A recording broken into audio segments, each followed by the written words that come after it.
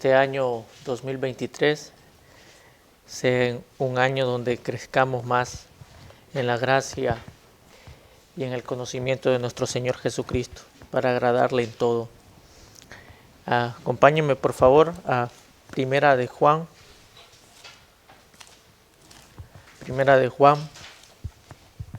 capítulo 4, versos 7 al 12. Vamos a leer ahí la palabra del Señor.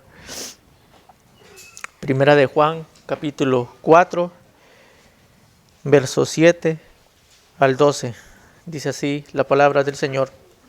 Amados, amémonos unos a otros, porque el amor es de Dios. Todo aquel que ama es nacido de Dios y conoce a Dios. El que no ama no ha conocido a Dios, porque Dios es amor. En esto se mostró el amor de Dios para con nosotros, en que Dios envió a su Hijo unigénito al mundo para que vivamos por Él. En esto consiste el amor, no en que nosotros hayamos amado a Dios, sino que Él nos amó a nosotros y envió a su Hijo en propiciación por nuestros pecados. Amados, si Dios nos ha amado así, debemos también nosotros amarnos unos a otros. Nadie ha visto jamás a Dios. Si nos amamos unos a otros, Dios permanece en nosotros y su amor se ha perfeccionado en nosotros. Leamos el versículo 13 también. En esto conocemos que permanecemos en Él y Él en nosotros, en que nos ha dado de su Espíritu. Amén. Oremos. Padre, te suplico, Señor bendito, que tu gracia y tu amor sea para con nosotros, hablándonos y aplicando esta palabra a nuestras vidas. Oro, Señor, para que tu gracia sea consolando, exhortando, animando los corazones de mis hermanos y así tomar aliento de tu palabra, Señor, para agradarte y amarnos unos a otros, así como lo expresa tu santa palabra. En el nombre de Jesús oramos. Amén. El amor de Dios por nosotros dispone nuestro corazón a amarnos entre nosotros. Esa es la idea principal que encontramos aquí en este pasaje. El amor de Dios por nosotros dispone nuestro corazón a amarnos entre nosotros. Hemos estado considerando las últimas 3 predicaciones, los 3 signos que manifiestan a aquellos que son hijos de Dios. Signos que manifiestan a aquellos que son hijos de Dios. Estos rasgos que manifiestan a los hijos de Dios comienzan en 1 de Juan 3, 1 al 3. El primer signo que manifiestan los hijos de Dios, según 1 de Juan 3, 4 al 10, es que un hijo de Dios vive en rectitud, vive íntegramente, vive en rectitud.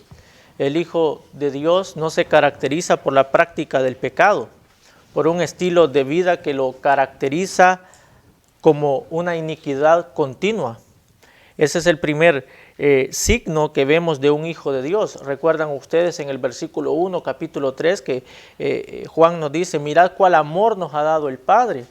Y después comienza a hablar acerca de ese amor que nos ha hecho hijos de Dios y comienza a dar algunos signos que detallan o que perfilan o que caracterizan a un hijo de Dios, y uno de esos primeros es la rectitud. El segundo signo que manifiestan los hijos de Dios, según Juan, en el versículo 10 al versículo 18, es el amor. El amor. El Hijo de Dios no se caracteriza por el odio ni el aborrecimiento, sino por un estilo de vida que beneficia y bendice a su prójimo, no haciéndole daño. En tercer signo que manifiestan los hijos de Dios, que vimos en la última predicación de probar los espíritus, es la sana doctrina.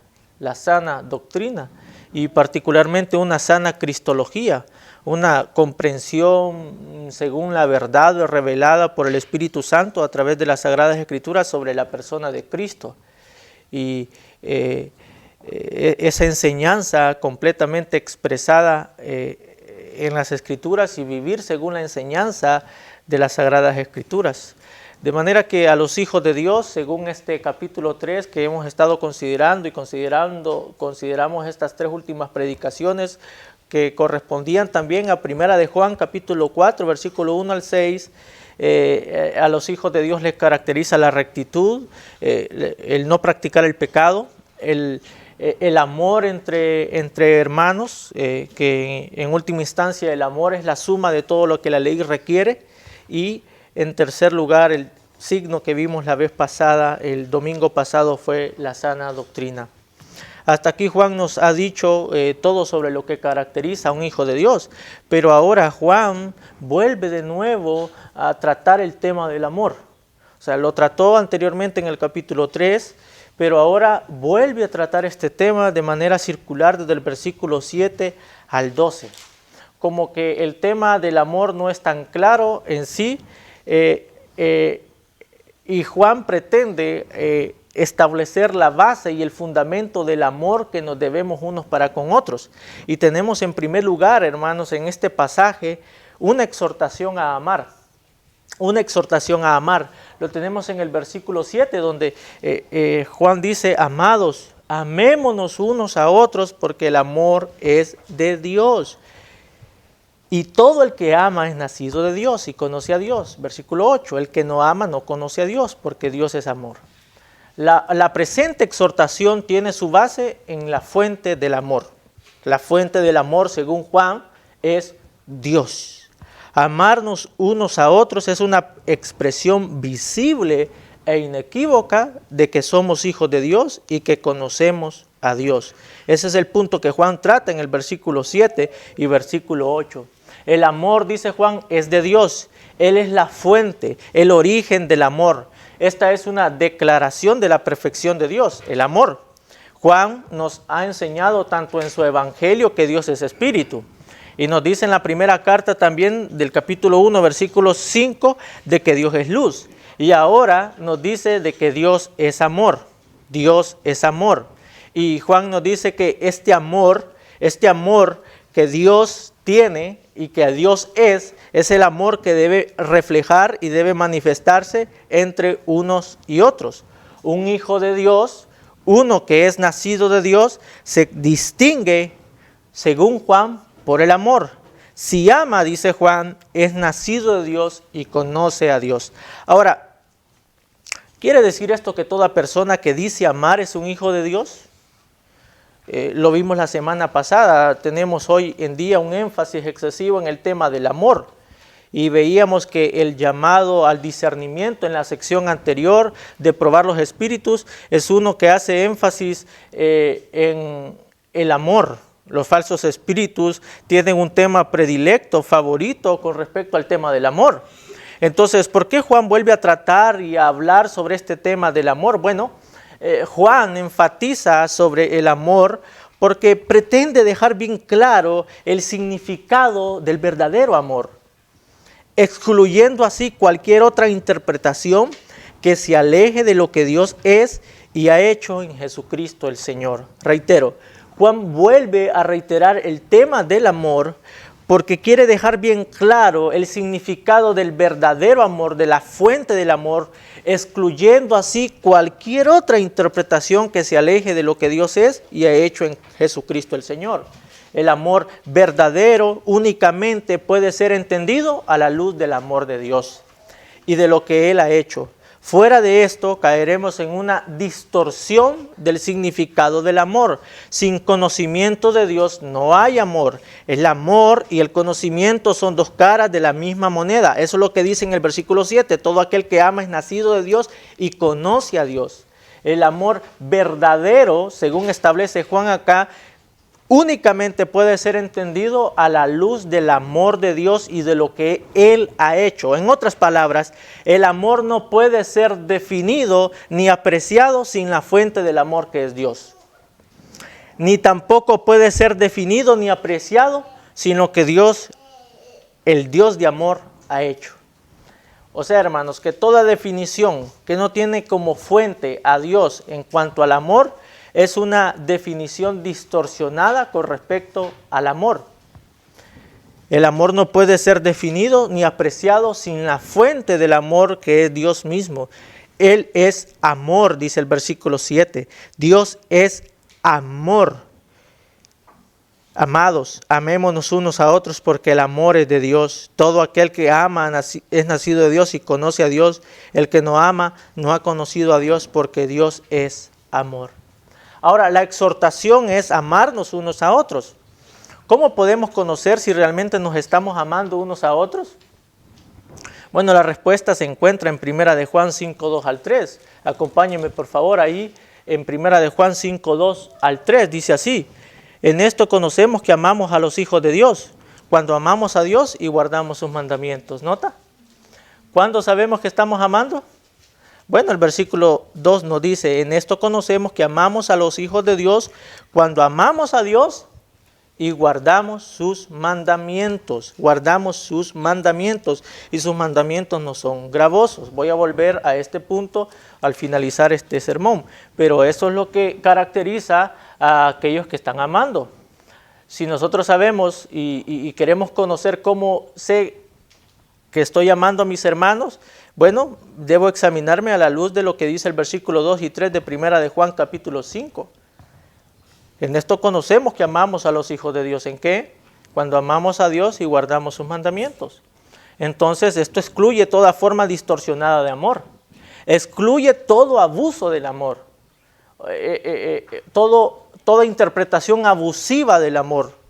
Porque el amor es expresado cuando amamos a Dios y guardamos sus mandamientos. Y esto solamente un nacido de Dios puede hacer.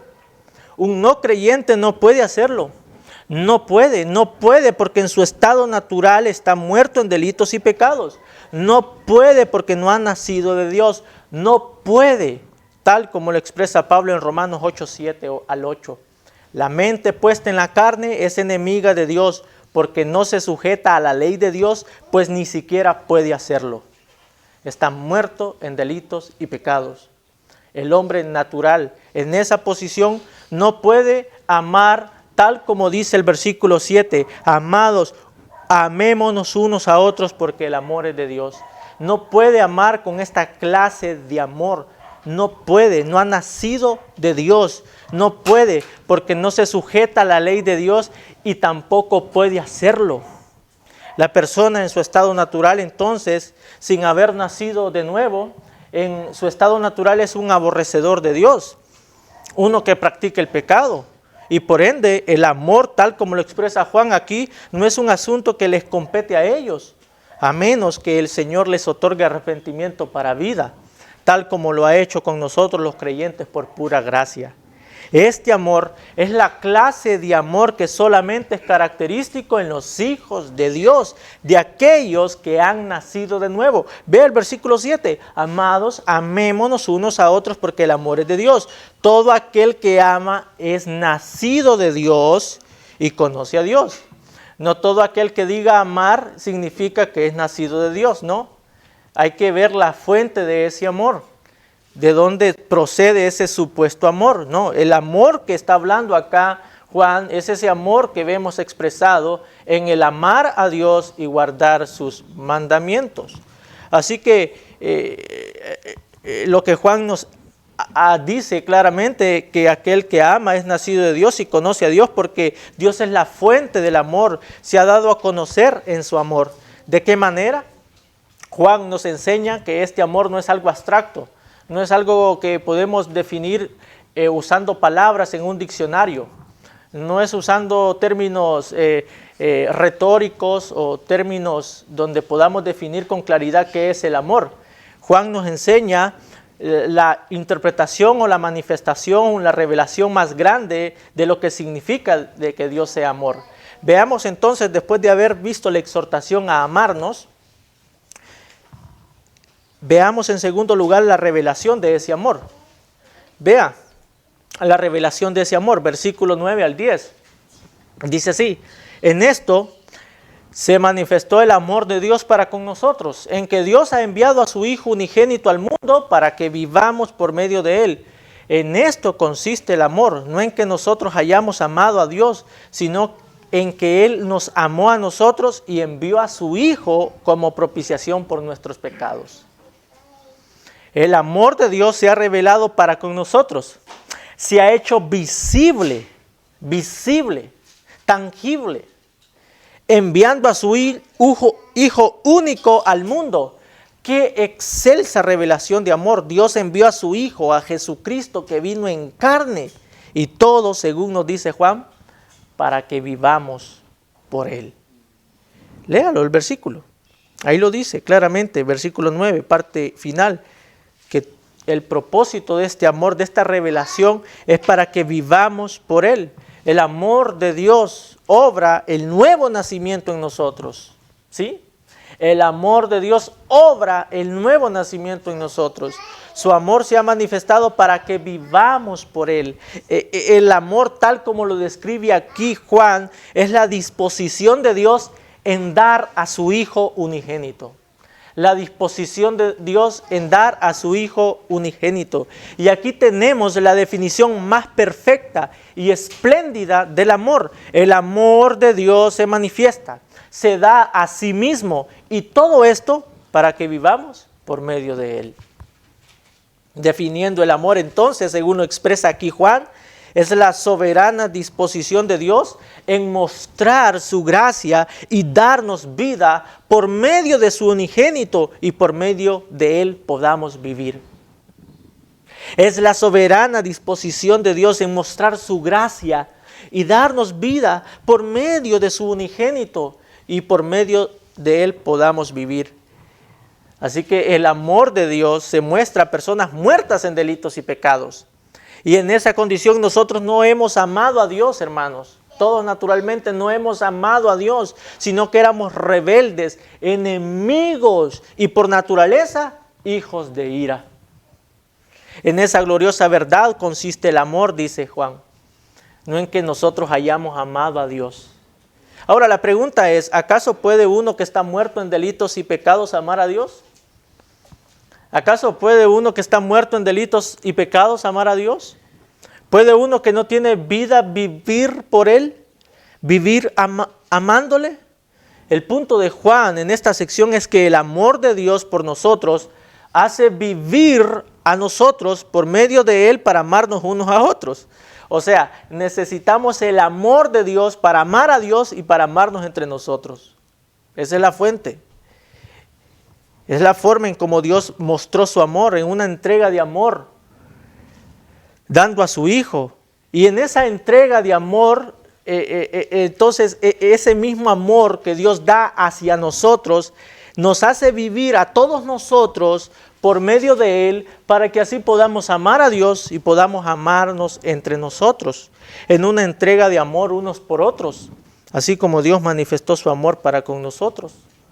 Ahora, la revelación de su amor encuentra su punto más alto en la palabra propiciación por nuestros pecados, dice Juan. Mira lo que dice en el versículo 10. En esto consiste el amor.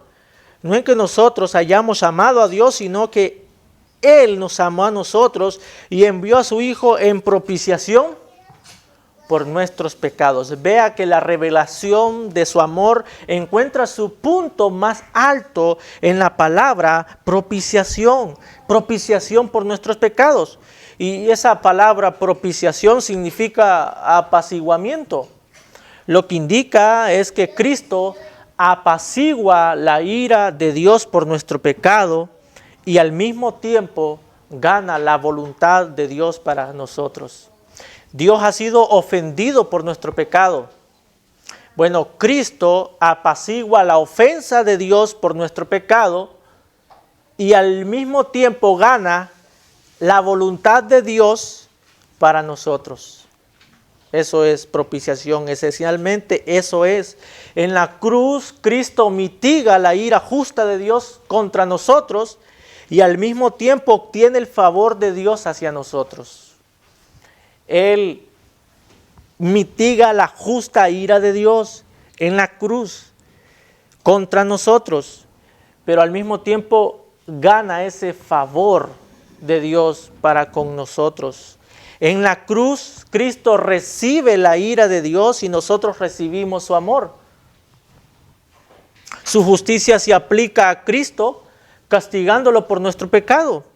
Y su amor se aplica a nosotros, favoreciéndonos, perdonando cada uno de nuestros pecados. La cruz es un acto simultáneo de castigo y de perdón. La cruz es un acto donde los pecados de todos los pecadores que creen en Cristo Jesús, aquellos que son llamados por su gracia, culpables, son perdonados por la cruz. Es un acto donde el justo muere por los injustos para llevarnos a Dios. Es un acto de sustitución. Este amor es un amor revelado en la cruz, dado a nosotros, en donde Dios se da a sí mismo en la revelación de su gracia a pecadores que no lo merecen. En la cruz hay una transacción entre la justicia y el pecado. Cristo nos da de su justicia tomando nuestra injusticia, siendo castigado, y según nos dice 2 Corintios 5:21, al que no conoció pecado, por nosotros lo hizo pecado para que nosotros fuéramos hechos justicia de Dios en él. Así que esa revelación de amor se ha dado para perdonar los pecados y no acordarse más de ellos. Esto es lo que Dios ha hecho por la humanidad rebelde. Perdona los pecados que han cometido contra Él a costa de su propio sacrificio. Propiciación. Propiciación. Eso es lo que ha manifestado Dios, hermanos amados.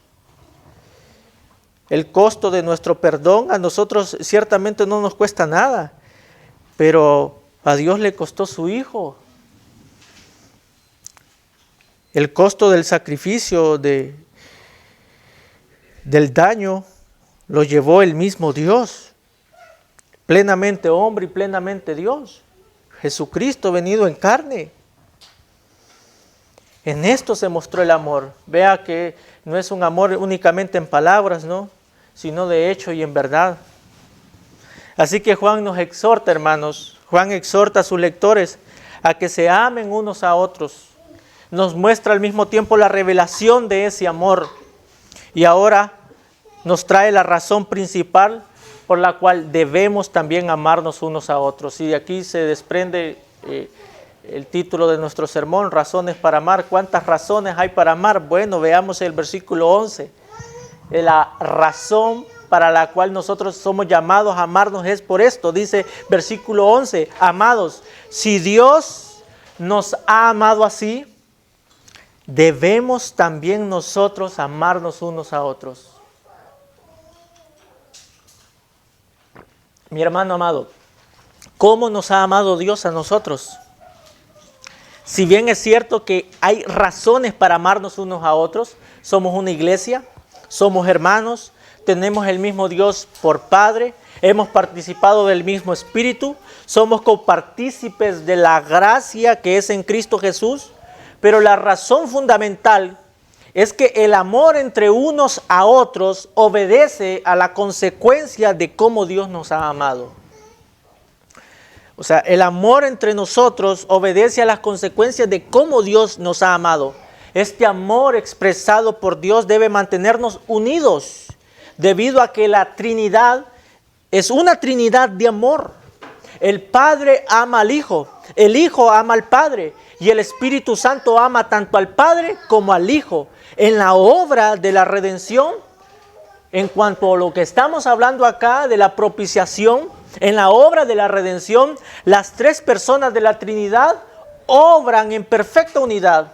El Padre escoge pecadores, el Hijo salva pecadores y el Espíritu sella pecadores, asegurándonos así que somos pueblo de Dios y Dios es nuestro Dios.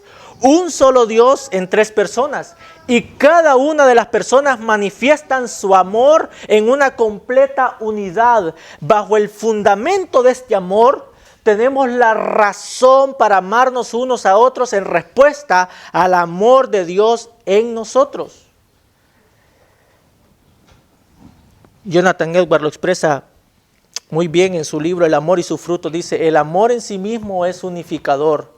Une a los creyentes con Dios y a los creyentes entre sí. Así como el amor perfecto es el vínculo de unión entre el Padre y el Hijo, los creyentes participan de la naturaleza divina como participan del amor de Dios. El amor, hermanos, es unificador, así como Dios mismo es uno en esencia y tres en persona, Padre, Hijo y Espíritu Santo. Y los tres trabajan con la misma unidad, con el mismo propósito para llevar a cabo el plan de la redención. La completa unidad. El amor nunca existe por sí mismo, nunca. Para que haya amor se necesitan por lo menos tres componentes. Alguien que ama, alguien que es amado y el amor mismo que los une. ¿Sí? Ese es el amor. El amor necesita expresarse bajo esos tres componentes. Alguien que ama, alguien que es amado y el amor mismo que los une. Quien ama en nuestro versículo es Dios. El amado es Cristo. Cristo, Él es el Hijo amado. Y por medio del amado, nosotros somos amados. Y el amor mismo que nos une a Él por medio del Espíritu Santo es el amor mismo de Dios derramado en nuestros corazones. Juan 15:9 lo dice de esta manera. Como el Padre me ha amado, dice Cristo, así también yo os he amado. Permaneced en mi amor.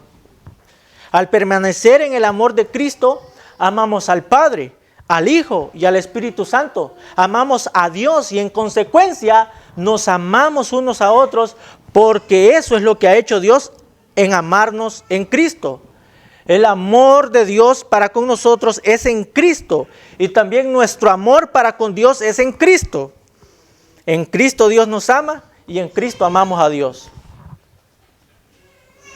Dice Cristo mismo, nuestro Señor, en Juan 17:26. Y les he dado a conocer tu nombre y lo daré a conocer aún, para que el amor con que me has amado esté en ellos y yo en ellos. De esa misma manera que Dios nos ha amado, hermanos, también nosotros debemos amarnos unos a otros. Este es el amor mismo que Dios nos ha dado. Esto es lo que observamos en el versículo 12. Acompáñenme, por favor, del mismo capítulo. Dice así: nadie ha visto jamás a Dios. Si nos amamos unos a otros, Dios permanece en nosotros y su amor se ha perfeccionado en nosotros. Al afirmar Juan que nadie ha visto jamás a Dios, ve el versículo 12. Nadie ha visto jamás a Dios. Solamente nos está llevando a la afirmación de que no hay forma de revelación del amor de Dios fuera de Cristo. Reitero, vea que Juan desde el versículo 7 al 11, hay una línea de pensamiento que se nota muy consecuente, pero en el versículo 12 nadie ha visto jamás a Dios.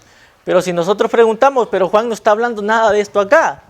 Pero en el pensamiento de Juan lo que está haciendo es citando casi palabra por palabra Juan 1:18. A Dios nadie le vio jamás. El unigénito Hijo que está en el seno del Padre, Él le ha dado a conocer. ¿Qué es lo que está haciendo Juan acá? Precisamente eso, que cuando él afirma que nadie ha visto jamás a Dios, él nos está llevando a la declaración doctrinal de que no hay forma de revelación del amor de Dios fuera de Cristo. No hay, fuera de su amor para con nosotros. Cristo ha dado a conocer el amor de Dios para con nosotros, los seres humanos caídos, mostrando en la cruz la cura para nuestra pecaminosidad fatal. Por tanto, Juan nos enseña que Dios ha revelado su amor en Cristo y la relación de ese amor se expresa y se hace visible al amarnos unos a otros.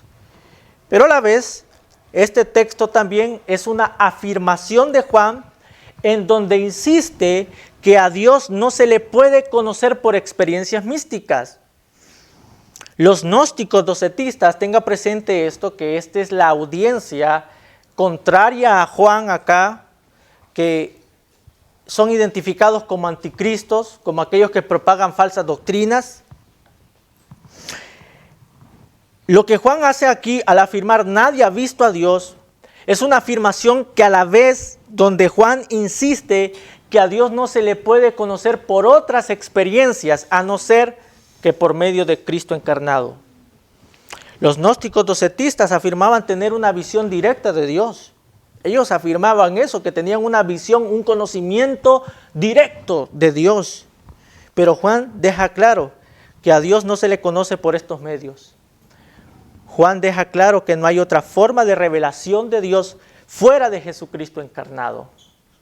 Fuera de Jesucristo encarnado. Estar fundados en ese fundamento mantiene a los creyentes unidos en el amor de Dios.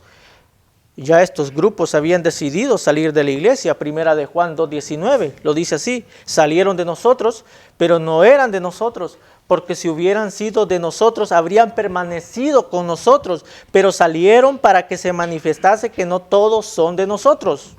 No les caracterizó el amor unos a otros, porque para que haya ese amor es necesario haber nacido de nuevo. Y estos eran abiertamente anticristos, que no tenían el Espíritu Santo, que no guardaron el vínculo de la unidad en el vínculo de la paz, como dice Efesios capítulo 4. Ahora, hermanos, ¿qué motiva mi amor a los hermanos? ¿Se ha preguntado eso? ¿Qué es lo que motiva a amar a mis hermanos? ¿Qué motiva mi amor por Dios? ¿Qué es lo que me lleva a eso? En otras palabras, ¿qué es lo que hace en mí que yo ame a mis hermanos? ¿Es algo natural en usted o en mí? Vea el versículo 13.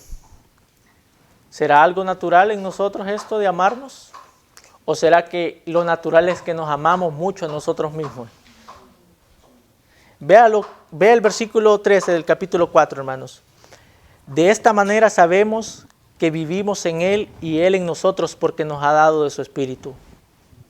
Hermanos, cuando Dios nos dice que nos amemos unos a otros, Él no nos está pidiendo algo que no podemos hacer, sino aquello que Él ha puesto en nuestro corazón, nos ha dado de su Espíritu. Muchas personas se preguntan, ¿cuál es la obra del Espíritu Santo? ¿Cuál es la principal obra del Espíritu Santo? Usted quizá se ha visto envuelto en algunos contextos que dicen el hablar en lenguas y un montón de asuntos de dones espirituales que sí son parte de lo que vemos en los dones del Espíritu Santo en la época de los apóstoles. Pero una de las primeras obras del Espíritu Santo es el fruto. Y el primero de ellos es el amor. Gálatas 5:22 dice, mas el fruto del Espíritu es amor. La primera obra del Espíritu Santo en la conversión es amor por Cristo y los hermanos. Romanos 5:5 dice, el amor de Dios ha sido derramado en nuestros corazones por el Espíritu Santo que nos fue dado. No podríamos tener amor sin la obra del Espíritu Santo. Nunca amaríamos a Dios y a los hermanos sin la obra del Espíritu Santo. Por tanto, Dios no nos pide que amemos sin que no lo podamos hacer, sino que nos da aquello que pide de nosotros. Nos dice que nos amemos unos a otros, pero al mismo tiempo nos da ese amor. No nos pide algo que no podemos hacer.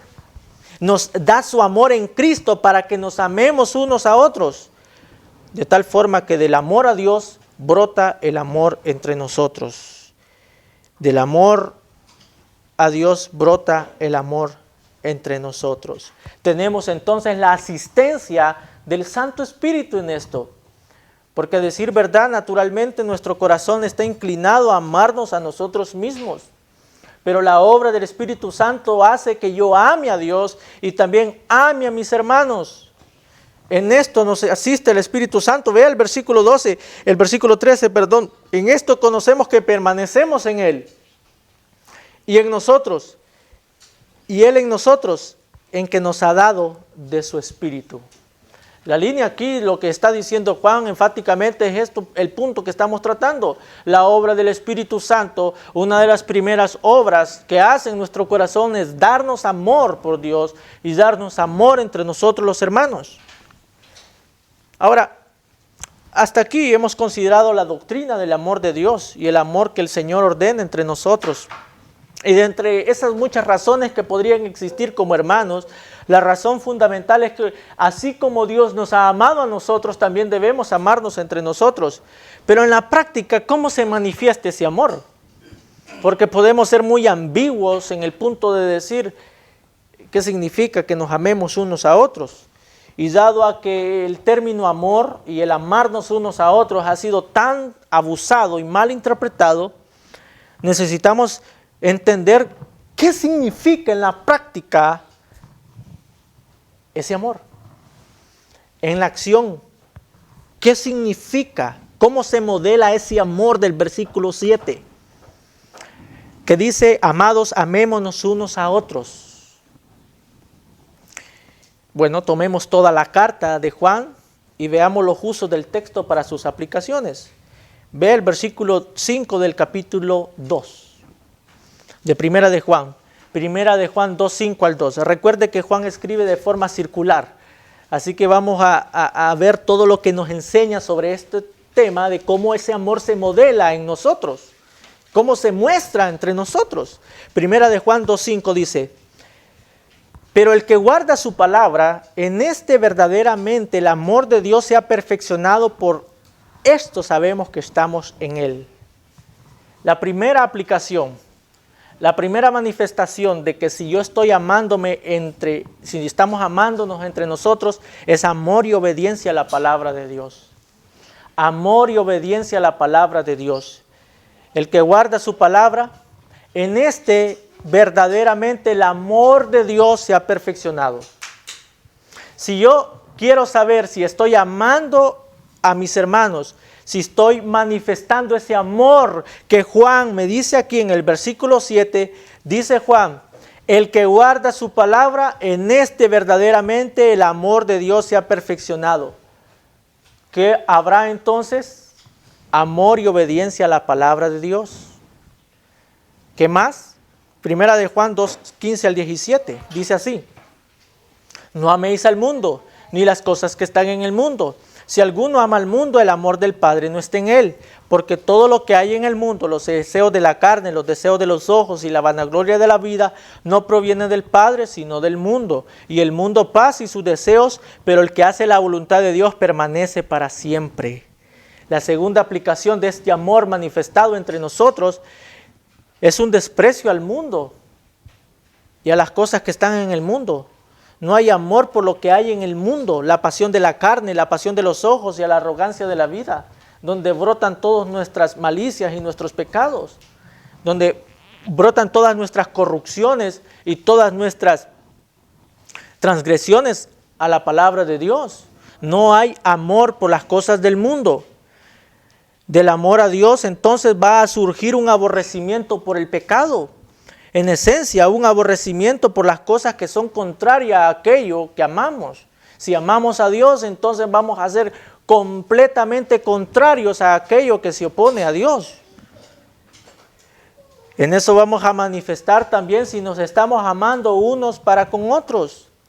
En ese aborrecimiento que vamos a mostrar al mundo, al sistema, en el sentido de los deseos de la carne, los deseos de los ojos y la vanagloria de la vida. No amaremos nuestro pecado. Tercera aplicación. ¿Cómo sé que estoy amando a mis hermanos y amando a Dios en la práctica? Ve el versículo 1 del capítulo 3. Dice así, mirad cuál amor nos ha dado el Padre para que seamos llamados hijos de Dios. Por esto el mundo no nos conoce porque no le conoció a Él. Otra marca de que estamos amando a Dios y amando a los hermanos es maravillarse y deleitarse en el amor de Dios. Hermanos amados, nunca perdamos la delicia de deleitarnos y de contentarnos en lo que Dios ha hecho. No importa cuánto tiempo lleve usted como creyente, 7, 5, 10 años, pero nunca perdamos de maravillarnos y deleitarnos del amor de Dios revelado plenamente en Jesucristo. Estas verdades para un creyente nunca serán aburridas o nunca serán doctrina secundaria. Estas verdades son el núcleo y el fundamento de todo creyente que desea conocer más a Dios. Nunca nos dejemos de maravillar en lo que Dios es, en lo que Dios ha hecho por medio de Cristo. Necesitamos cada día y todos los días predicarnos este mismo evangelio de la gracia de Dios. Por eso dice Juan, mirad, maravíllense cuál amor nos ha dado el Padre. Juan está maravillado de ese amor que nos ha hecho hijos de Dios. Estas verdades entonces, hermanos, no son meras repeticiones o una confesión meramente aprendida, no. Es algo donde el creyente disfruta y se deleita experiencialmente en estas verdades.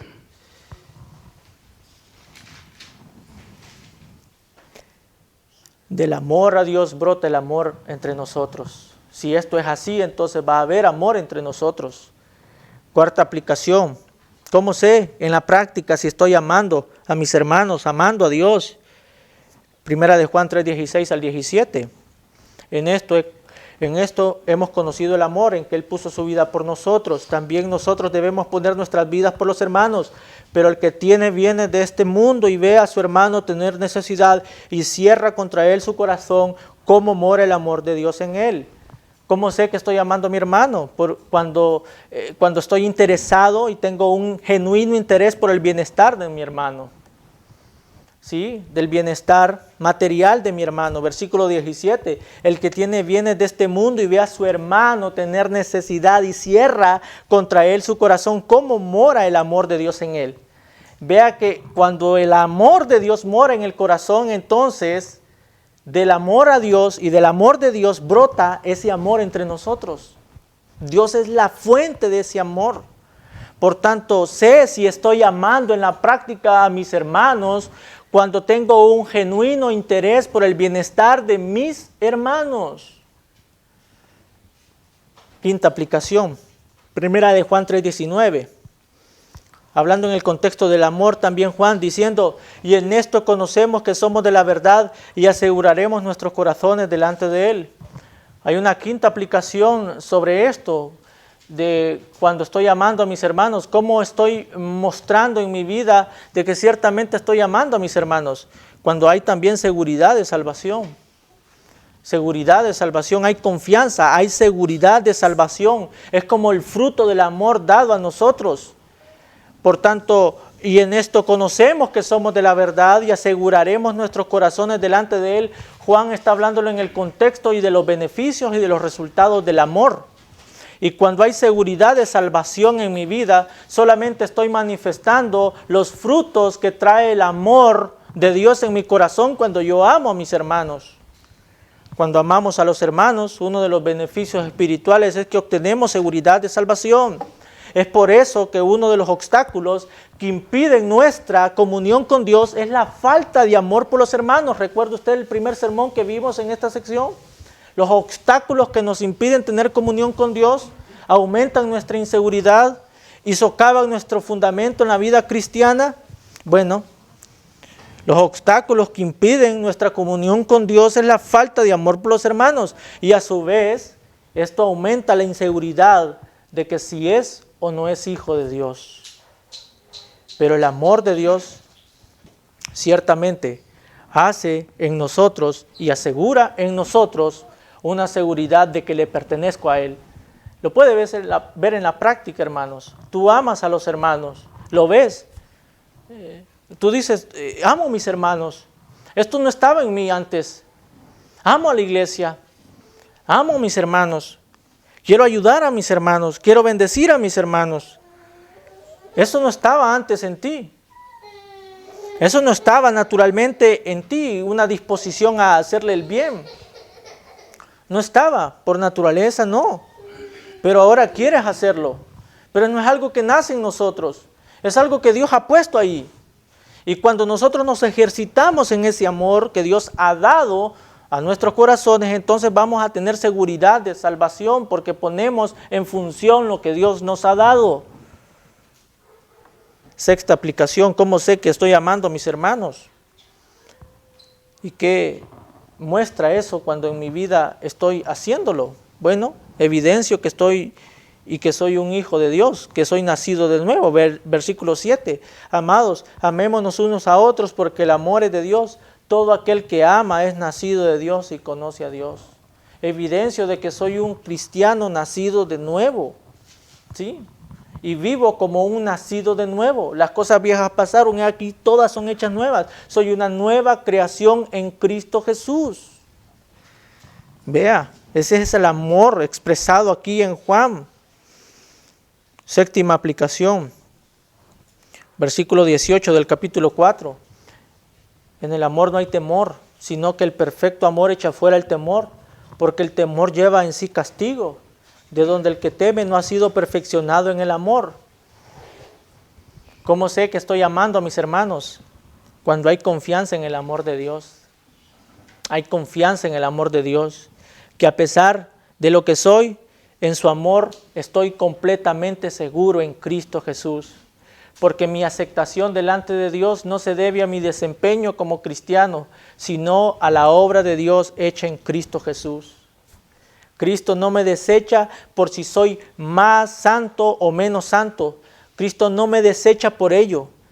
Sin embargo, su gracia más bien nos va santificando y va dándonos de su amor, en donde ese amor va matando el amor por el mundo, el amor por nuestro pecado y nuestro interés genuino en una disposición a amarnos a nosotros mismos. Ese amor entonces dispone nuestro corazón a tener una confianza en el amor de Dios. ¿O alguna vez usted ha dudado del amor de Dios, que Dios le ama? De ninguna manera deberíamos vivir bajo la duda si Dios nos ha mostrado su amor en Cristo Jesús.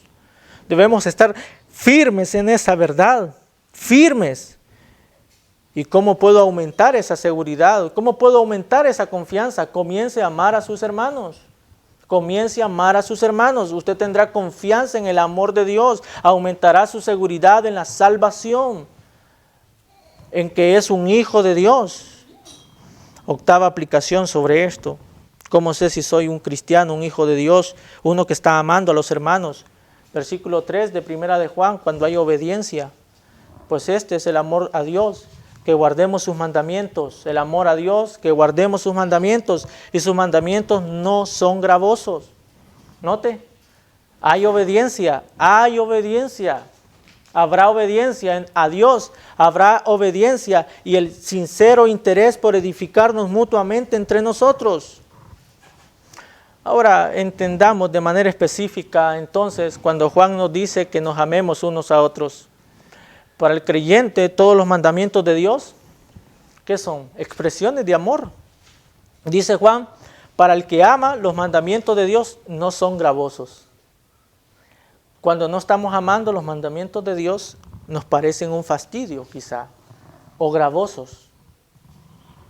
Pero cuando amamos, nos amamos en deleitarnos en obedecer a Dios. Encontramos nuestro contentamiento en obedecer a Dios, en Él.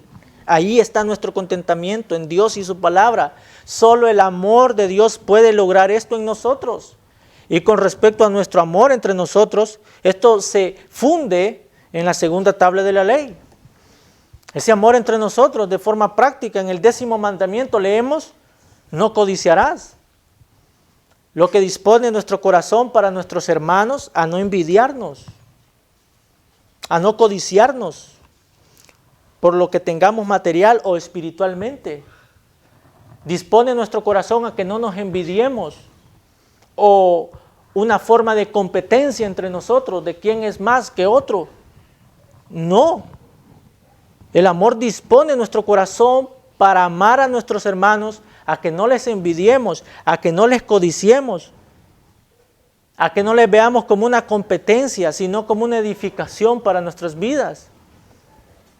En el 9º mandamiento leemos, no darás falso testimonio contra tu prójimo.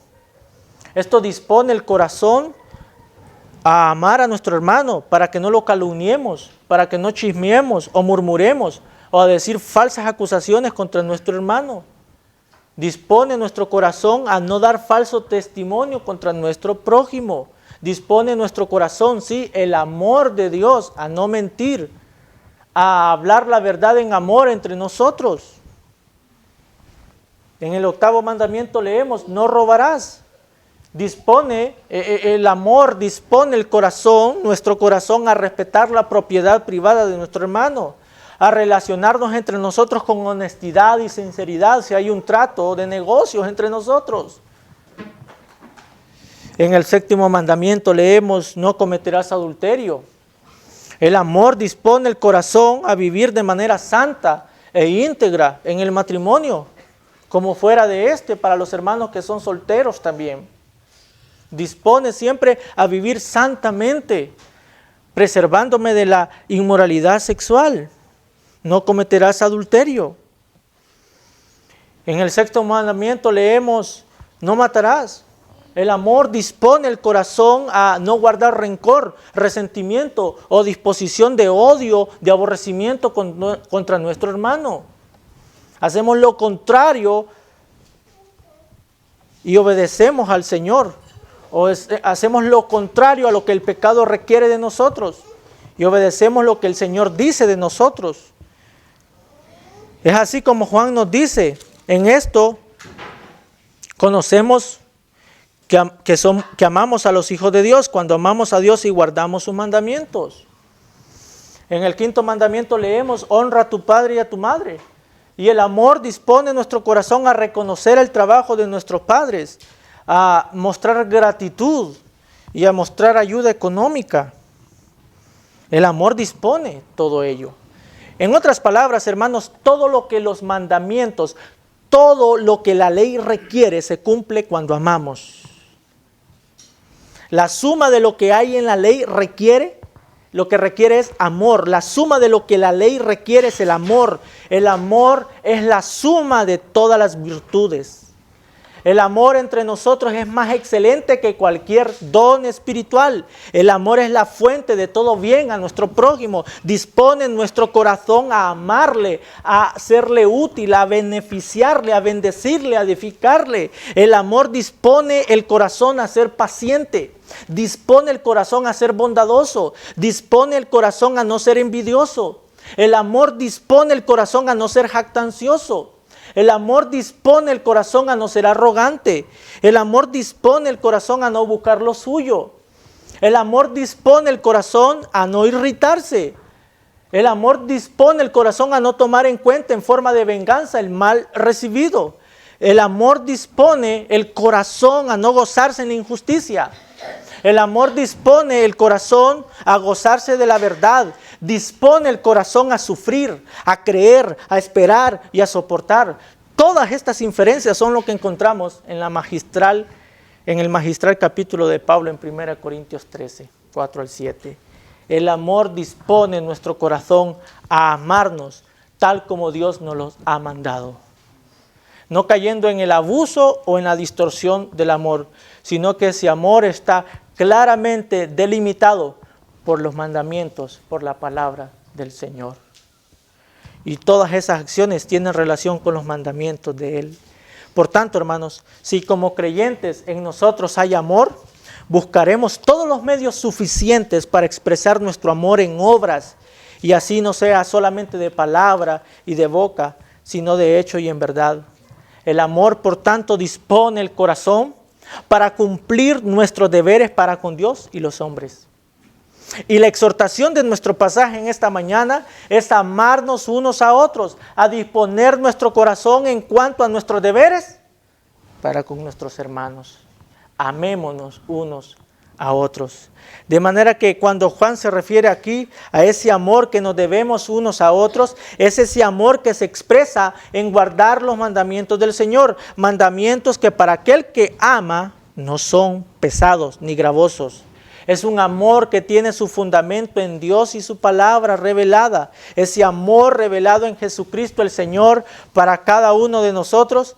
De ese amor dado a nosotros brota nuestro amor entre nosotros. Por tanto, queda decir que podamos amar como Dios nos ha amado. Oremos. Padre, Doy gracias por tu palabra en esta hora, Señor. Por tu amor, Señor, por lo que tú eres, Señor. Tu palabra dice que tú eres Dios de amor. Dios es amor. Gracias, Señor, en disponerte en tu bondad, mostrando tu amor en Jesucristo, amándonos de pura gracia. No hay nada en nosotros, Señor, por la cual haya movido tu corazón a amarnos, sino que fue un libre ejercicio de tu soberana voluntad en querer amarnos en Cristo, en querer amar al mundo como dice tu palabra. Sí, Señor bendito, a amar tu creación. Tu palabra lo dice, Señor, y creemos a lo que dice tu palabra. Gracias por amarnos. Gracias, Padre amado, por amarnos, porque tú nos amas perfectamente, Señor. Ah, Señor bendito, tú conoces nuestras vidas. Tú conoces nuestras debilidades, Señor, nuestro poco amor, Señor, a tu palabra, a nuestra disposición a querer servirte. Muchas veces vivimos desalentados, desanimados, con una entera indisposición a servirte y con una entera disposición a servirnos a nosotros. Señor bendito, tú conoces, Padre amado, todo cuanto a nosotros. Pero en tu amor, Señor, nos restauras, nos renuevas. Y mediante tu Santo Espíritu, cuando no queremos estudiar tu palabra, tu Espíritu Santo nos hace y nos pone el deseo. Cuando no queremos obedecerte, Señor bendito, tu Santo Espíritu pone en nosotros ese amor para que te obedezcamos. Cuando no hacemos tu voluntad, Señor, tú pones el querer como el hacer en nuestros corazones, porque has mostrado tu amor en Cristo Jesús, dándonos de tu Santo Espíritu para que nos asista en esta obra. Gracias, Señor, porque tu obra es tan perfecta y tan completa, de que somos renovados y exhortados en ella para andar como es digno del llamamiento que tenemos. Pero por otra parte, Señor, te pedimos perdón y perdónanos, Señor, porque no hemos amado muchas veces como tú nos dices que amemos. Perdónanos, Señor, cuando no nos hemos amado como tu palabra lo dice. Perdónanos, Señor, porque no hemos amado así como tú nos has amado.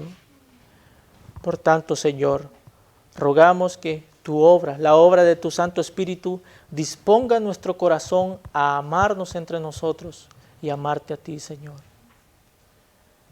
Danos esa gracia, Señor. Asístenos mediante tu Santo Espíritu. En ti esperamos para que produzcas en nosotros el querer como el hacer, para hacer tu santa voluntad. En el nombre de Jesús oramos y dependemos de ti. En el nombre de Jesús. Amén.